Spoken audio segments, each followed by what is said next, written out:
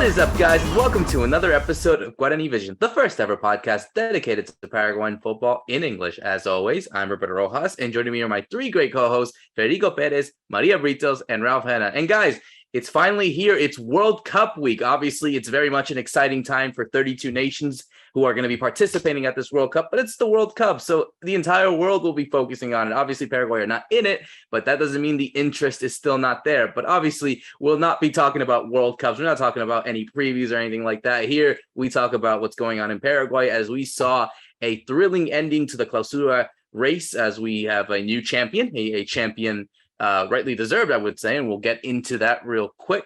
We obviously have some teams that will be playing in the Copa Libertadores and the Sudamericana next year round. We had some definitions from there. Teams have also been relegated. A shocking one, actually, that went down for the first time in quite some time. We'll talk about who in just a second. And of course, the last two games for Paraguay in 2022 from the national team, they'll be taking on Peru on Wednesday, and then they'll take on Colombia on Saturday in Miami. So we'll definitely be discussing that, but let's go straight to, what's been kind of the scene in Paraguay at the minute, because we saw not just a cool definition of the Clausura race, a thrilling ending to the race, but we also saw some musicians make their way to Paraguay, some big names. I saw the likes of Arctic Monkeys, Bad Bunny, Liam Gallagher, actually, who did not make it and can perform because of a rainstorm. Shock, I know.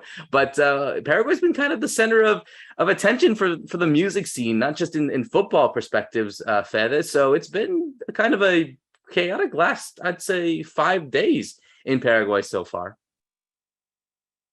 Yeah, out of those three that you mentioned, those three artists, I had tickets for just two of those, not for one. I'm not gonna mention. I'm not gonna get into music stuff here.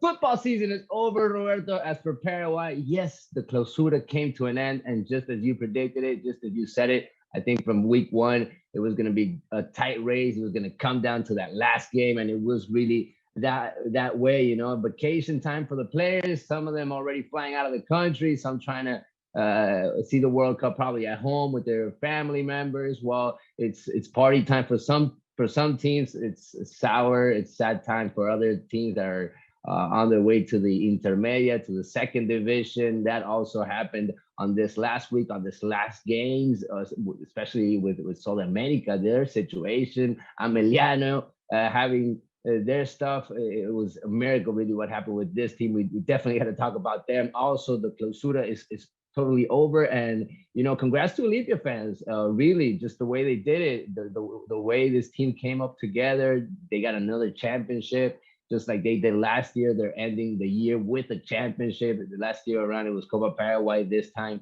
it's a bigger tournament, I believe, with a feeling just full of joy, and just the way it happened, just coming back around and taking it away from Nacional that really had to lead most of the time. And Olimpia did it the right way. La Academia did not pass their last exams, we could say it that way, maybe, in Copa Paraguay. And also what happened with them in these last games, just melting down and not having the opportunity to go up against Olimpia in Defensores del Chaco in that packed stadium full of Olimpia fans, and just waiting for the Olimpia Carnival, for Olimpia to get at least a tie, which was what they got. At least it was a really nice game. It was a fun game. I'm really happy to have been there, but it is going to be a thrilling week for you guys also, because the national team is going to play in the U.S. again. That doesn't usually happen a lot. In the same year, you have the team there twice. And hey, this team is looking a lot better. Also, these last games, these last friendlies. So we definitely got to talk about Julio Enciso, Miggy Almiron coming together for this team, and just our overall thoughts of what could happen with this team. We got to wrap up the Clausura. We got to look back, recap a little bit about what happened in this 2022, Roberto. We have so much to talk about. I can't believe everything that happened in these last 10 days that we haven't talked, but yeah, the year is over, and everybody's happy here that Olimpia is the champion, especially me, because I hit my predictions. I don't know if you guys remember that. Yes, you did. Like I said in that tweet before, now I kind of want the I thought you winning were gonna lottery mention numbers. that in the introduction. I thought you were gonna mention that, but No, you I was didn't. able to say I wanted you to have the fame. You can go and boss up yourself and be able to flourish on that part. But obviously, Thank one you, thank you, happy thank face out of everyone here is obviously Maria, because certainly I think for Olimpia, they definitely needed that title. I think like they had said, they had gone through so much, and again, rightly deserved as champions. I think it's a testament to what Julio Cesar Cáceres is doing to the side, and now we have to see how they be able to build up for next year. So definitely congrats to Maria over here. Give her the space to talk about what I think has been a good season for Olimpia so far. Definitely, it's been a crazy season. Hey guys, how are you all? And congrats to all the Olimpistas. Finally, I think after a couple of rough years, a lot of suffering for the Olimpistas and for the club, they finally were able to get this win, this very well deserved win. They had a lot of ups and downs, and I think that the hard work has finally put through, and now they're celebrating, and I think that they all deserve it, as well as the fans. So I'm very happy for the team, very excited for what's to come in the next few seasons. So I just hope that they continue to evolve, because it was definitely a transformation in the club, and I think you can see that in with these results. So we'll talk a little bit more about what actually happened, and just to congratulate everyone, and congrats to all the other teams. It was a very good season, a very good clausura. I think this time around, a lot of competition, a lot of drama as always, but overall it was a good ending, and I think I couldn't be more happy for and proud of this team. Absolutely. I think, getting another title in another year, especially in the way that they performed, is definitely well deserved. Of course, going into a Paraguay national team side, obviously both of you guys are in Miami. Go to Ralph on this one, because now obviously the attention does go on to the national team. Obviously we do have some players that thankfully will be able to attend and see in person. I'll be heading to Miami in about a couple of days, seeing both you guys and seeing this Paraguay national team, who, like you said, I think like Fede said, I think are going through a decent moment, and I think would definitely want to close out the year in a good way, especially playing in front of their fans in obviously in kind of foreign territory. You would say they're playing in Lima, but they're also playing in Miami, which has a huge Colombian community over there. So certainly if they're able to get some results for them before the end of the year, I think it really helps them go forward heading into 2023. Yeah, that's right. I mean, firstly, we're glad that everybody can travel to the game, because we were 15 minutes away from something called a finalissima, where Cerro and Olimpia would have had to play an extra match, and they wouldn't have time to play it other than the same day as Peru against Paraguay. So I think we're happy that didn't happen in some respects. So the players that were called up locally from Olimpia and Cerro can be at that game. Yeah, I mean, it's going to be exciting. I think Almiron's on his best club form since he joined Newcastle. So we want to see him finally maybe transfer that over to the national team. And then you have Julio Enciso, got probably the most minutes I think he got, because he came on very early for Brighton as a sub. He then gets subbed off in the second half, but he got like a good 70 minutes. He doesn't seem very pleased about his game, working out between the lines on his Instagram, because he didn't have as much of an impact as he did, say, against Chelsea and that kind of thing.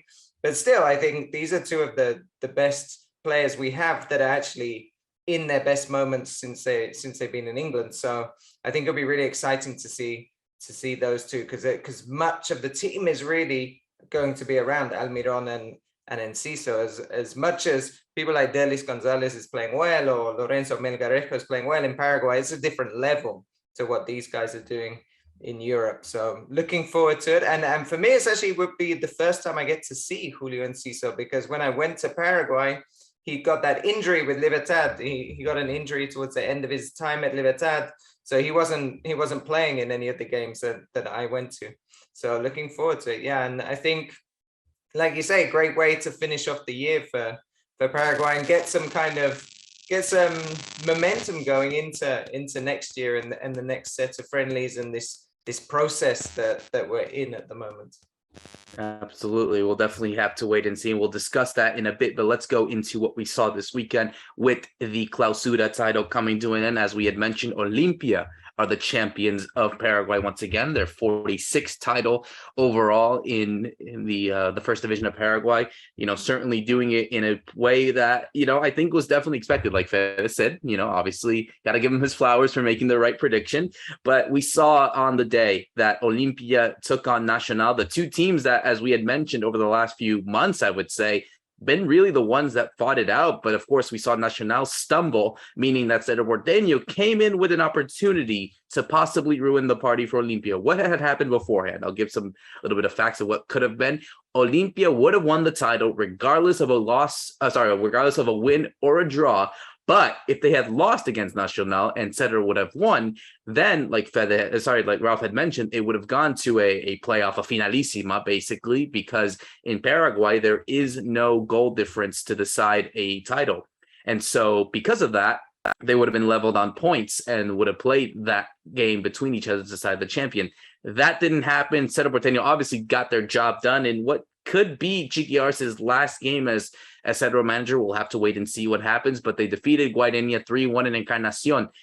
All the signs were going to a possible finalissimo when Nacional took the lead inside the first half. Actually got some goals disallowed as well, taken away by VAR. But of course, right into the second half, just a few minutes before time, we saw Brian Montenegro score the equalizer, and that was enough for them to win the title with 49 points, 1 point ahead of Cerro Porteño, 4 points ahead of Nacional, and everyone else right before that. So going into Olimpia's title real quick, Fede, you were obviously at the game. You saw the celebrations from Olimpia fans. I think certainly this has been, I guess, an Olimpia side has been going on an upwards trajectory, because we know that we saw the results right after the Super Clásico where they won at La Nueva Olla. In the way that they did it, it almost felt like destiny in a way. Yes, you could have saw some drama. You did see them kind of sputter out a little bit, especially when they've had those goals disallowed, and obviously when Nacional did score, but they always found a way. That was always something that I've always credited Olimpia during this entire season, that even when push came to shove and things made difficult, they always found a way to grind results and to get results that were necessary. And they did that, as we saw at the Defensores del Chaco on Saturday. And I think Olimpia fans felt the same way, Roberto. That's why just a couple of days before the game, everybody knew it was going to be a packed stadium. Olimpia fans were getting ready for a party. They were getting ready for the championship, just because of the way that the team was feeling lately. It was playing really well. It wasn't having much problem scoring. But yeah, everything changed in those first minutes. The party kind of switched around because Nacional scored first, because Nacional was playing really well in that first half. Just when you thought you were going to have a Nacional that was going to be kind of relaxed, maybe even down a bit after what happened to them in these last games.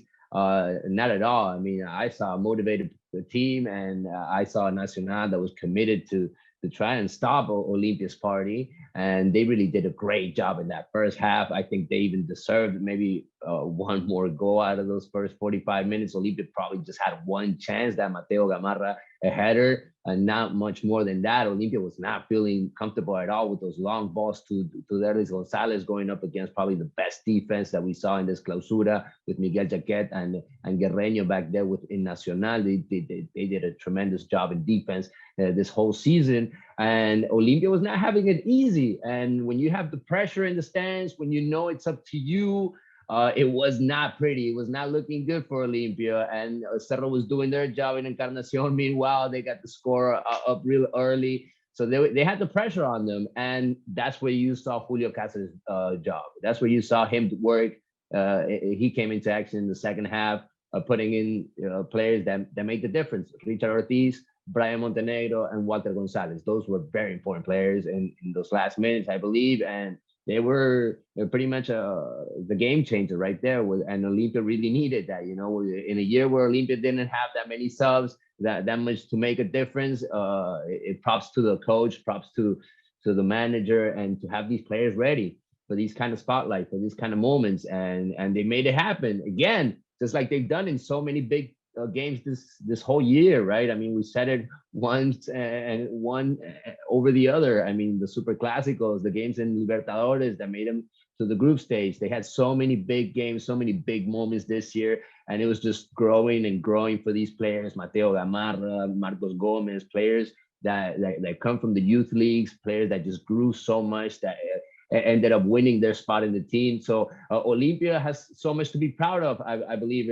after this season, not just championship, but just in the overall view of it. Everything that this team evolved, just so many players that even came into this season. We got to remind everybody that in a certain point of the season, Olimpia was pretty much out of it, 10 points behind. Olimpia fans were not by this team's side. Some were even saying, "Hey, is Julio Cáceres the right man for this job?" And look how they ended up putting it up, right? I mean, with a tremendous streak and really earning it. I mean, just like I said, I believe in the last episode, Olimpia was the only one that was playing like a championship team, and I think they ended up playing that way, also solving probably the hardest game they had in these last games that they had to face. I don't know what you guys think. Ralph, Maria, anybody want to go? I see Maria all happy. She's got her smile. She's the champion. She has every right to speak out of everyone else. She's feeling good in this episode. She's feeling good. I'll let Maria go because she's bursting to tell us about how good Olimpia are. No, I'm definitely feeling happy today. I woke up with a smile on my face. But yeah, I agree with Fede, and I think that they started off this year with not much luck. I think a lot of people weren't betting for them either, and they turned that around and they really put what they couldn't do this past few years, they put it into this year, and they said, let's show them what we can do. Let's win this because we deserve it. And I think that's the part about football that you end up loving so much. Like you want the story, the happy ending, and I think this is what happened here. As there's so much suffering, like I mentioned earlier, they finally came back and they did what they said they were gonna do. Our new coach, he turned this around for us. And it wasn't just Cáceres, it was all the players too.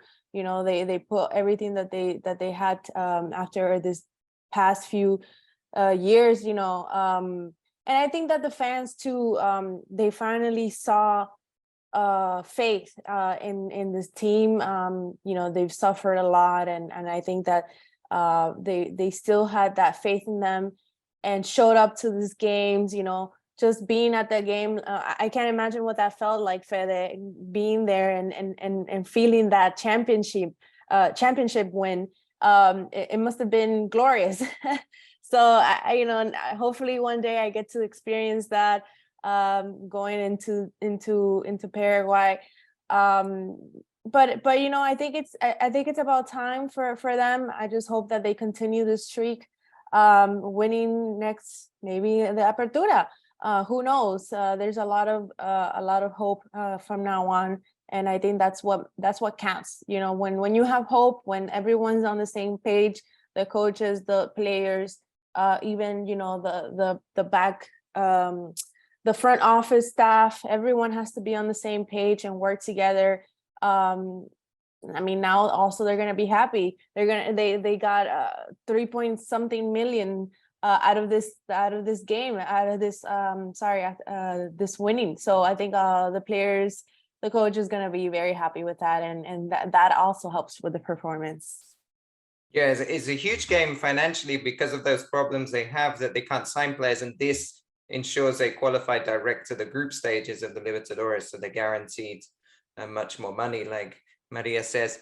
We talked a lot about the fans, but it's interesting, right? The pressure of the fans meant that this game had to be played at Defensores del Chaco because it's the biggest stadium. They knew they were going to sell out. But Olimpia's record in Para Uno had been brilliant. They won 8, drew 2. So suddenly when they went 1-0 down in front of all their fans in the Defensores, you thought, hold on a minute, have they lost the sporting advantage by taking the game away? And also Olimpia had been scoring very early in all these games. This really good run, they won 9 in a row before this draw. They've been scoring, like, I think within 30 minutes generally. But one thing we knew with Olimpia was, well, it was still 1-0. And by the way, Nacional had a goal disallowed, which was through VAR. It's maybe and a red card. Huh? Never a goal? And a red card. So they were playing with 10 guys. Yeah. There's the red card late on for Nacional as well. And really, Olimpia could have been down to 10 men with Saul Salcedo that escapes one. But with the game still at 1-0, you always felt Olimpia would score. And why do you feel that? Because they've scored in 31 games in a row. And that has been, I think, Julio Cesar Cáceres' biggest thing, because they conceded more goals than Cerro. They conceded more goals than Nacional. They actually, I think they only kept like 1 clean sheet during this winning run, which was the Sol de America game, the 2-0. All the other games, they're winning like 6-1, but 1, right? 4-1, all that kind of thing. They kept conceding goals, but they were scoring so many. And in the end, they outscored Cerro and Nacional, and even Libertad. They outscored them by a lot. And so you kind of felt that there was always a chance a goal would come. And in the end, this Montenegro, who started lots of games, but recently has been dropped for Paiva, he's on. And it's Walter Gonzalez, who a lot of people kind of were disappointed with earlier in the season, because he wasn't. Walter Gonzalez is a very traditional number 9. He's not very mobile, so he doesn't look very good. If he's not scoring goals, he doesn't look a very good player. But here he plays a great pass. He does the 1-2 with Montenegro that sets him up, and they get the title. And I think, I mean, it's really credit to the key game for me, I think, was the Super Clásico. I think once they won that Super Clásico with Ortiz coming off the bench, it gave them like this momentum that became unstoppable, while you saw Cerro scratching around for victories. And we kind of always thought Nacional might slip up, and it was the case in the end. So yeah, fully deserved for Olimpia. And I think they've built this really good culture, I think, that Maria was saying, in terms of everybody's pushing together, and it's going to look good. They go into the beginning of 2023, in a much better situation than they went into the beginning of this year, when things really, people weren't sure what was going to happen to the club.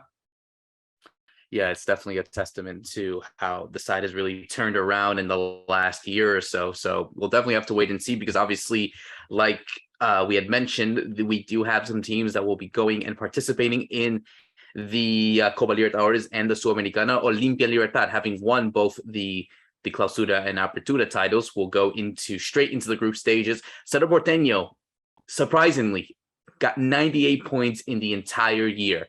One of the highest points I think they've had in quite some time. And they go and not win a single title, which is incredible to see. The fact that Cerro Porteño outpointed everyone in all of the 12 teams in the Paraguayan league, but they will have to go to the second stage of the Copa Libertadores. And Nacional, obviously going into 4th place, will be in the first stages. Looking at the Sudamericana, Guarani, after what really has been kind of a turnaround for this side, there were some fears as if though maybe they probably won't qualify to any tournament. They ended up finishing 5th, going into the first stage of the Sudamericana. General Caballero, Juan León Mallorquín actually will be going as well the second time round. And Tacuaru, the team that had got promoted this year, are finishing in 6th place with 53 points, heading off to the Copa Sudamericana. Sportivo Armeniano, having won the Copa Paraguay, will also be going to the title as to the Copa Sudamericana as well. But looking at the relegation race, we had a side that was already getting relegated in 12 de Octubre, Vitagua. They'll be playing in the Intermedia, but it was a battle between Sportivo Armeniano and Sol de America to see who would go in.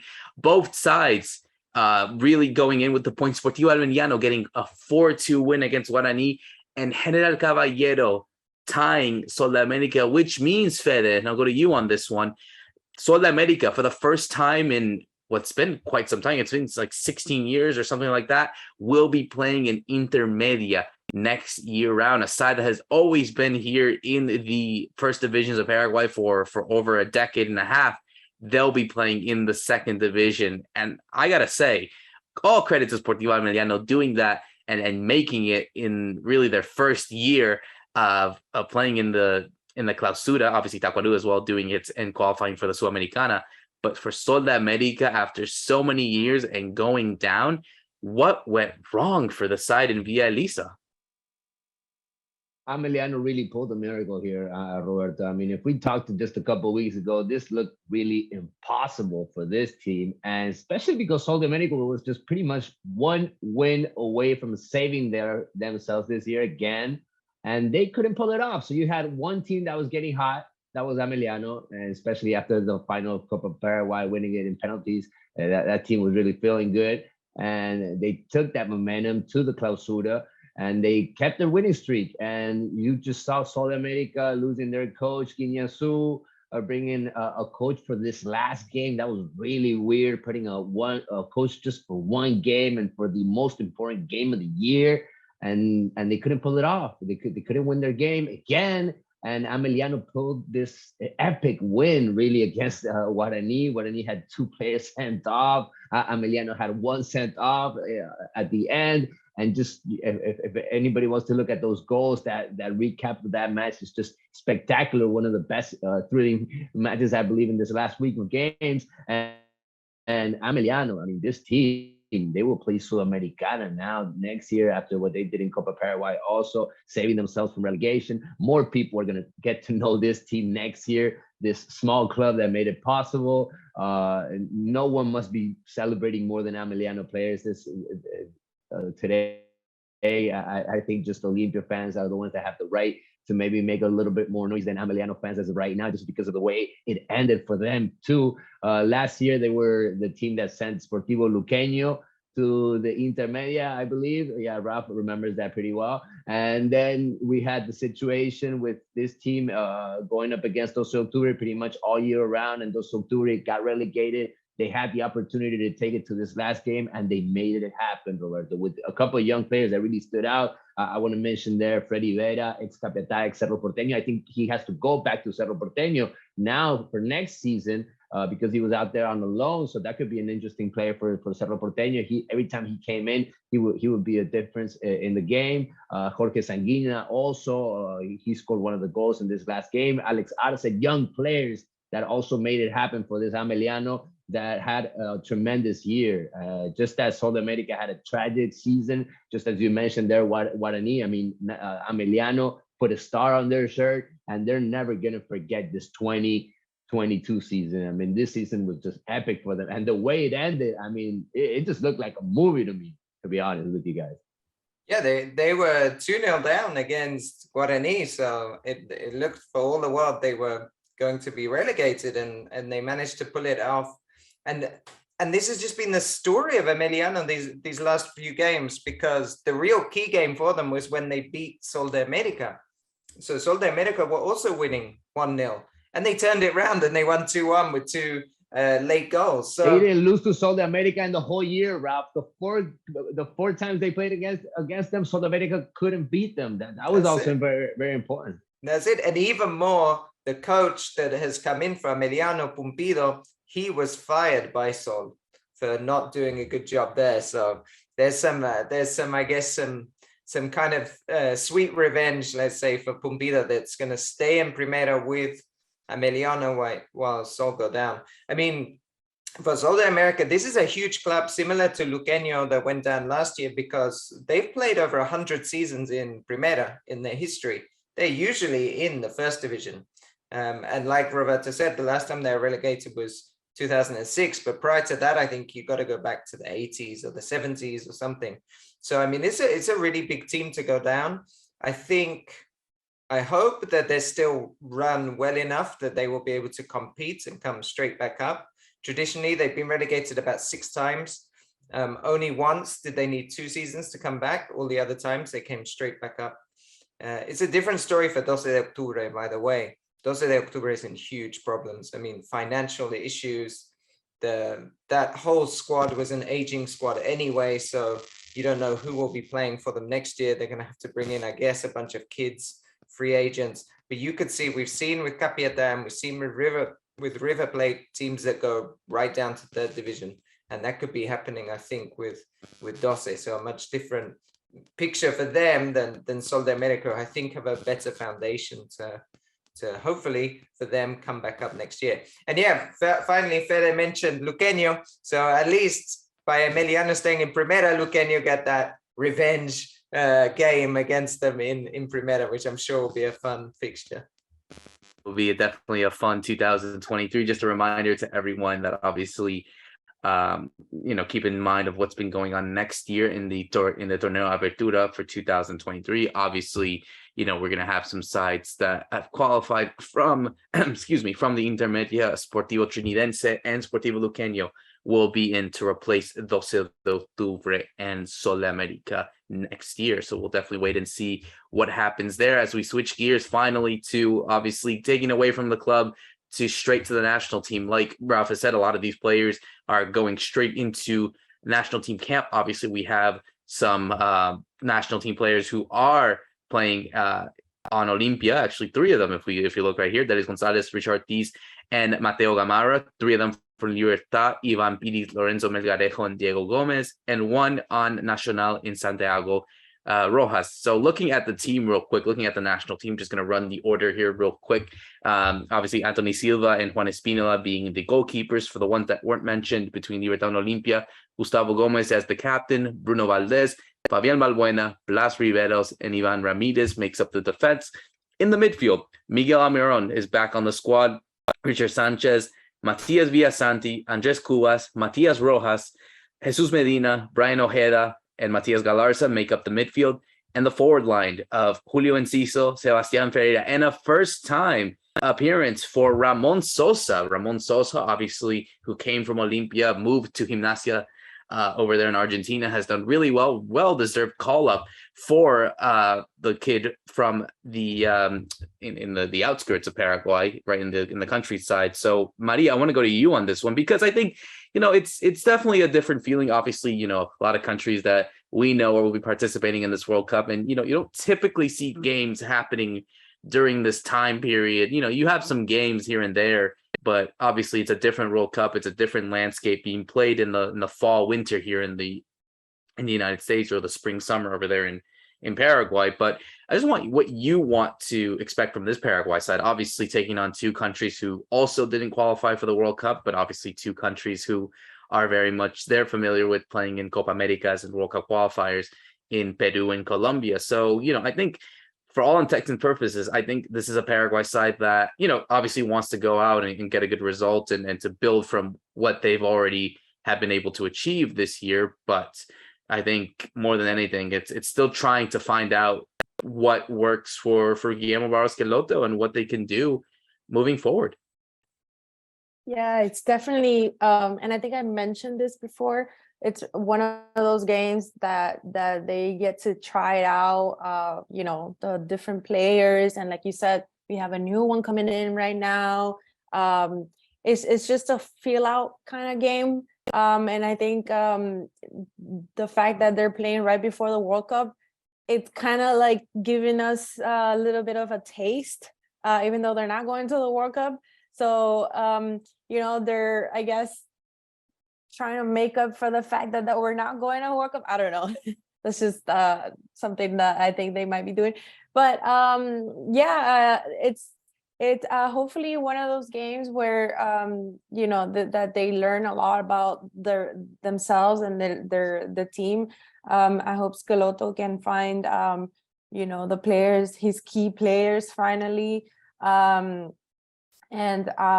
it's like a practice game, and that's what friendlies are for. Hopefully we win these games and see and get ready for the Copa America in the next few years, and just give the fans also a little bit of like hopeful feeling, you know, for our team. You know, we've been doing pretty good the last few games, and that hopefully that continues. And you also want to keep the team warm. You know, you don't want to give them too much time in between, even though they're not going to the World Cup. You don't want to have them not play, you know, because obviously in the next few years there's going to be a lot of competitions, but you know, our big competitions aren't coming up for like another 2 years, and you know, players come and go, so you want the whole team to maintain connections and not stay cold. So yeah, I hope that you know, we get these 2 wins. There are 2 big teams. Colombia, you know, like I said, has been going through a little bit of a rough time with their players and their coaching as well. Peru is doing really good, so we'll see how that's going to end. But yeah, I hope that we get wins for the next, especially the one in Miami against Colombia. Well, I want to see a couple of things in these 2 games in particular. Well, first of all, Schelotto is not changing that much around the list, right? Just one new name. He's keeping pretty much the same base of players. We are going against direct rivals for the next World Cup, even though they're just starting their process. Just Peru and Colombia are starting all over again. Maybe we have an advantage in that sense. Schelotto has been here for a while now. He knows what he has. And I think he's still trying to fix or mix that midfield the right way. That's where I have my doubts as of right now. Just a bit sketchy about, you know, the mix of players there. He clearly has his favorites. I'm always saying Andres Cubas, Richard Ortiz in these last games. I believe they look really well. So if they're ready for it, I think they'll probably be the starters, or right now they have an advantage in that midfield. And then there's a couple of spots still open, I believe. And that's where I see a couple of names. You know, our coach, I think, also likes Matias Villasante, who played on the last friendly. But then you have the new names, Matias Galarza, who's made a good impressions. Brian Ojeda, we never know what we were going to get out of Brian Ojeda, but he keeps on growing. He just played his first season in the MLS. And Diego Gomez, the new name from Libertad, you know, that's a young name that could also make it happen. And then you have Jesus Medina, who had an opportunity in these friendlies that Paraguay played lately. And I believe the goal, you know, as Maria was talking, I was listening to her. I believe Schelotto's goal was just to play as much as he could with this team. Just try to get these guys playing together, try to build the formulas and try to build momentum and start winning games. Thankfully, we started winning in these last games. You know, that feeling in the locker room must be totally different. The atmosphere when you're winning, it changes totally everything. And I hope we can take that to these 2 games, Roberto. I hope we can beat Peru. I hope we can beat Colombia. If it doesn't matter if we're playing in front of all Peru fans or all Colombian fans, we gotta get it straight. We gotta know what we're playing, and hopefully our stars make it happen. Also, I'm hoping to see big games from Almiron, from Julio Enciso. They gotta take that level, that Premier League level, to the national team right away, because in March or July at the most, we're looking for the next World Cup. Forget about Qatar in a couple of weeks. We're going to talk about the next World Cup, because Paraguay might be on their way. We got to start building that dream. We got to make it happen this time, Rob. I'm getting kind of tired of watching the World Cup on TV.